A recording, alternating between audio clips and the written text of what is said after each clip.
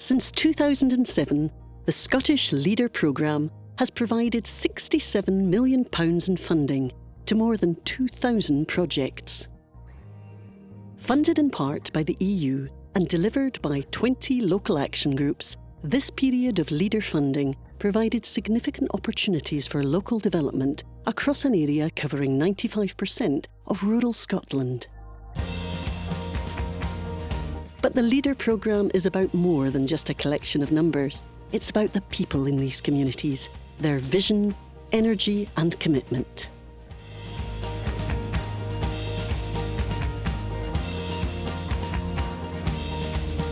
Gardening in Benbecula is a real struggle, and the Western Isles in general, just because of the weather. And to have a space inside where we can all work together has been great. East Camp provides training and facilities to local people to grow their own plants and vegetables. The geographical challenges of island life mean that the population is very widespread. So being able to come to a site like this means that they can learn to grow, but not only that, they also learn about their community. The project also provides a wider resource for people in Benbecula. We get volunteers through a number of ways. We get social work referrals. We've got a mental health outreach worker that also may refer people to the project. It's good to grow, mix with other people. A lot of folk are the same as myself. It's really good for your hands to mix. The Leader funding's been absolutely crucial. Without that funding, we wouldn't be where we are now, which has been able to keep the project alive.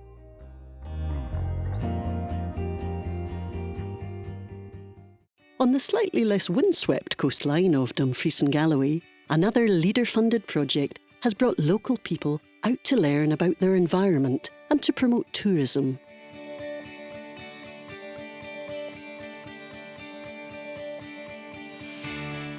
Making the most of the coast was a project about drawing attention to this great resource, the Solway Coast, rich in heritage, wildlife.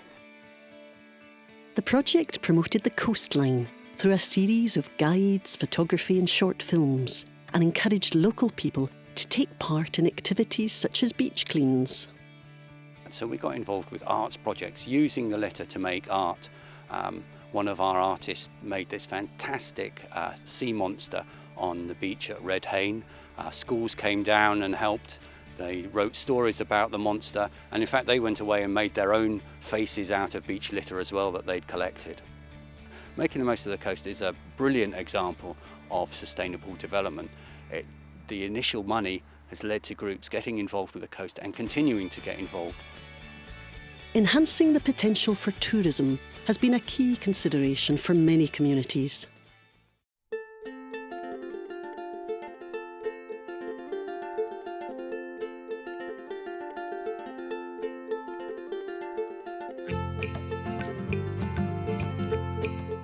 The community took over Braemar Castle in 2007, and the castle was in a fairly poor state of repair. The castle was in danger of being either sold or knocked down, and the community decided they would try to take it over and reinstate the castle as a tourist attraction.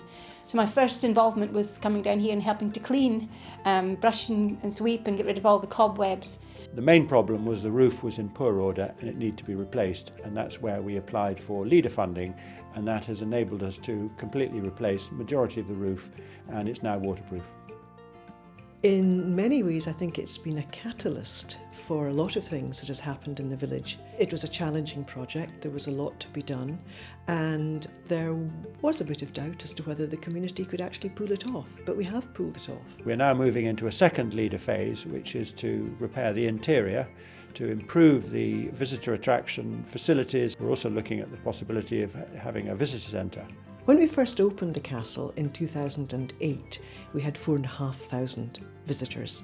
In 2015, we had 10,000 visitors. So it has been really important in attracting more people to come to the area.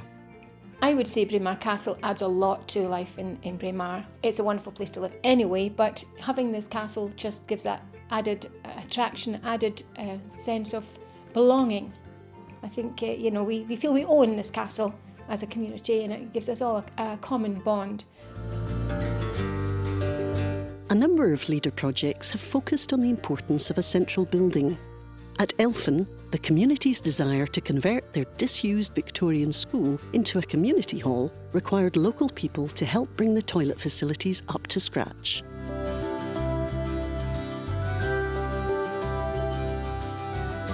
We now have a Wednesday market from May through to September, so something like 20 markets in a year. We have a music festival in June. We have a chicken day in July. So there's been a little baby boom in the area recently.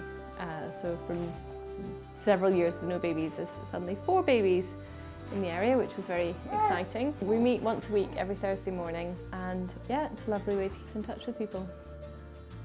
And the craft market brings in a little bit of income for the hall as well, but it also means that people can make something of their crafts and develop them, and also find a market for them. I think the hall is a way of galvanising a community. You need a central place where you can meet. People from the villages around about, they always say, oh, there's quite a lot going on in Elphin. It really feels like it's coming alive again.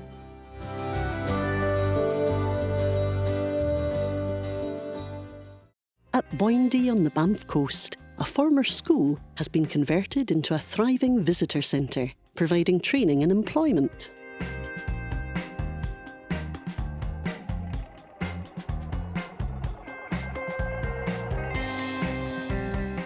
Moving the centre's workshop to a new building freed up space for a permanent training facility. The funding also provided for an improved shop and increased growing space in the garden centre. Apart from just being a good thing to do financially, has also created a lot more training opportunities and job opportunities for us.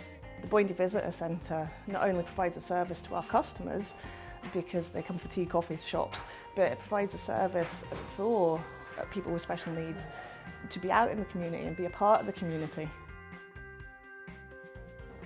I do 2 days in the garden and 2 days in the kitchen. Boyndy gave me training when I don't get nowhere else. There's no question at all that Banffshire Coast as an area has benefited from Leader in terms of better facilities, better services, and increasing the tourist trade, which in itself brings increased prosperity.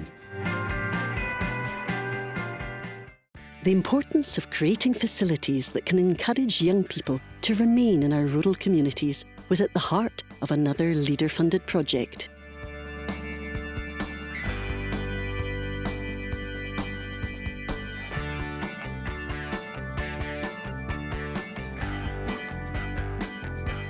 Deviate Music was formed in 2005. It was formed by a group of young people in the town who were musicians, and were initially looking for a space that they could use for rehearsing and just getting together, talking about music, learning from one another. From that, it's grown over the years, and we now have our own recording studio. We also do a variety of festivals throughout the year, and we support other community groups in their events as well.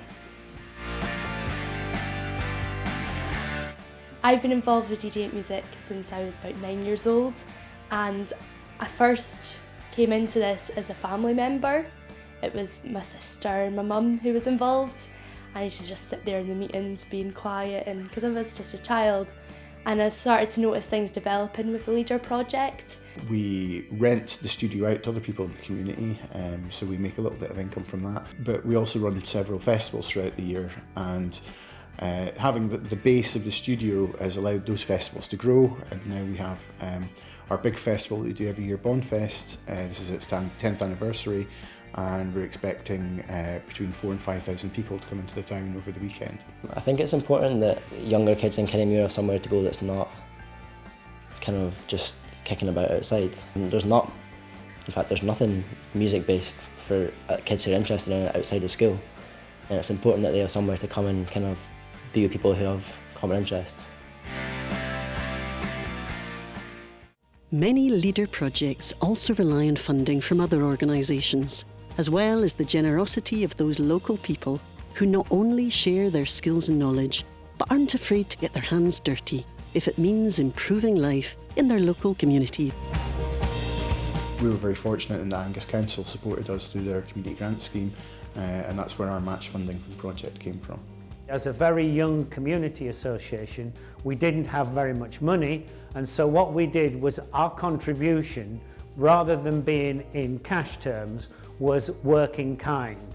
We have got a tiny community here, just 400, and we've got over 40 people involved with the castle. Some of them as guides, some of them working in the shop, some of them doing the garden. So 10% of the population is a pretty high margin. The application process, there's no point hiding, it isn't a 5-minute job.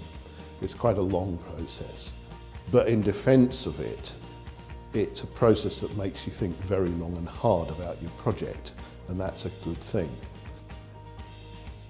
That initial injection of funding allows you to really provide facilities that lead to that sort of sustainable development that the communities in areas like this really need. If you're considering an application for LEADER, go for it. It's a very important source of funding, and it's a very important source of match funding.